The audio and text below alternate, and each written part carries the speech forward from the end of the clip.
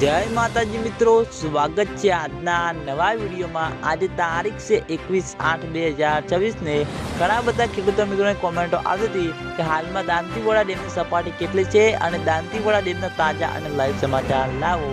તો આજે આપણે બનાસકાંઠા જિલ્લાના જીવાદોરી સળંગાતા દાંતીવાડા ડેમ ઉપર એક નજર કરીએ તો હાલમાં દાંતીવાડા ડેમની સપાટી 570 ફૂટે છે અને દાંતીવાડા ડેમની ભયાનક સપાટી 604 ફૂટ છે। અત્યાર સુધીમાં દાંતીવાડા ડેમ 25.94% ભરાયેલો છે।